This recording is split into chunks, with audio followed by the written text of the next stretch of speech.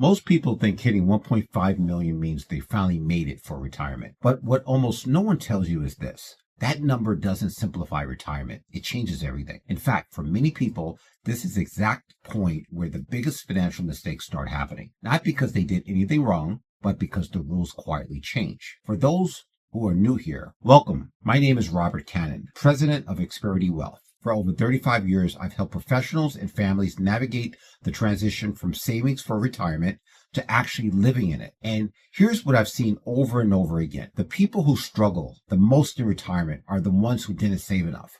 They're the ones who saved a lot, but never adjusted their strategy once they crossed that $1.5 million mark. In this video, I'm going to show you why 1.5 million is the turning point, not the finish line, the hidden risks that start showing up at this level, why continuing to save the same way can actually cost you more in taxes and missed opportunities, and how to tell if you're financially independent, even if it doesn't feel like it yet. If you're within 5 to 10 years of retirement, this is one of the most important conversations you can have about your money. Now, here's what I see all the time. Someone hits $1.5 million on paper, they're doing great, but emotionally, nothing changes.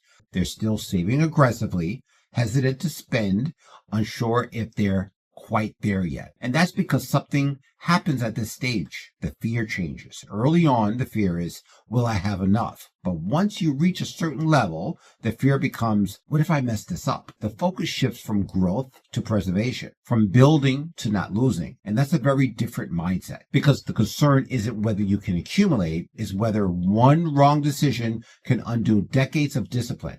That's why confidence doesn't automatically increase with wealth. At 1.5 million, fear no longer comes from lack of money. It comes from the fear of making the wrong decision. Here's where most people get stuck. They're still following advice designed for people in their 30s and 40s. Save more, max out everything, stay aggressive, let it grow. And that advice works when you're accumulating. But at the $1.5 million mark, more savings doesn't automatically mean more safety. In fact, the risk changes. The danger isn't not enough money. The danger is inefficient taxes, poor withdrawal timing, staying on autopilot too long, missing the window where planning matters most. At this stage, you don't need a better portfolio. You need a better strategy, because retirement isn't how much you have. It's about how well you use it. Here's the part most people don't expect. At around $1.5 million, the math starts behaving differently. Up to this point, saving more genuinely helps.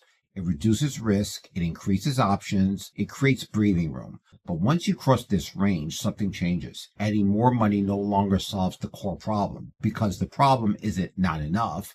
It becomes how efficient that money is structured, when you'll actually use it, how much you'll lose in taxes if you're not careful. And that's where people get stuck. They keep doing what worked before, saving more, delayed decisions, pushing life forward, not realizing the trade-off has shifted. At this level, extra savings don't meaningfully improve your outcomes. Taxes start to compound faster than peace of mind, and flexibility quietly disappears. What used to feel responsible starts to become more restrictive. You're no longer buying safety, you're buying hesitation. And over time, that hesitation shows up as at a postponed travel, delayed retirement, and a feeling you've always almost ready, but never quite there. So it's exactly where I want you to pause for a moment. Because if you're sitting at around $1.5 million mark and starting to feel a little uncertain about what your next move is, that's not a warning sign. That's actually a signal that you've entered a different phase of your planning. And this is where the questions change. Not, can I save more, but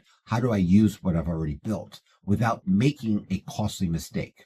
And that's exactly what we do here and help people at Xperity Wealth. If you want clarity around whether you're truly financially independent, how much can you safely spend, how to reduce taxes before they become a problem, you can schedule a conversation with our team using the link below. No pressure, just clarity. Now, let me show you why this stage is so tricky and the 3 risks that quietly start showing up once you've reached this level. Risk number 1 is tax compression. Most people at this level have a large portion of their wealth in pre-tax accounts, 401ks, traditional IRAs, deferred comp, and that creates a problem later. Once RMDs begin, income gets forced out, whether you need it or not. that can push you into a higher tax bracket, trigger Medicare IRMA surcharges, increase how much your Social Security is taxed. And suddenly, taxes are higher in retirement than they ever were while you're working. Risk number 2 is underspending. This one surprises a lot of people. Many retirees with $1.5 million or more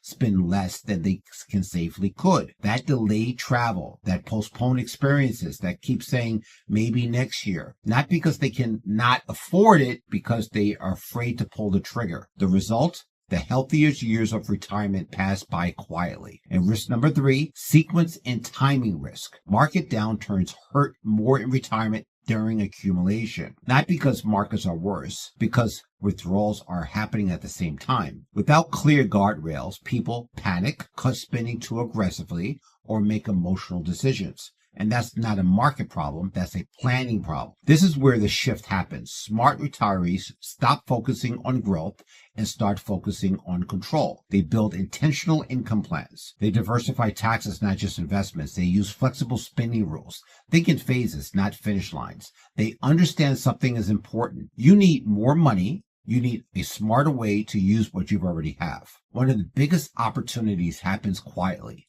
The years between retirement and required minimum distributions.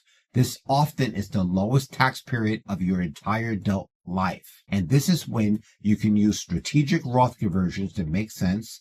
Income can be smooth. Future tax brackets can be controlled. Medicare penalties can be avoided. And once that window closes, your options shrink. And that's why timing matters more than tactics. Taxes aren't optional, but when you pay them is. Let me give you a very simple example. A couple in their 60s, around 1.5 million saved, still working, no clear tax plan. Before planning, high tax exposure, unsure what they can safely spend, afraid to retire. After planning, lower lifetime taxes, clear income strategy, confidence to spend, less anxiety. Nothing about their investments changed, but only the strategy has changed. And here's what I want you to take away from this. Retirement isn't about hitting the biggest number possible. It's about knowing when you've done enough and when using what you've built with purpose.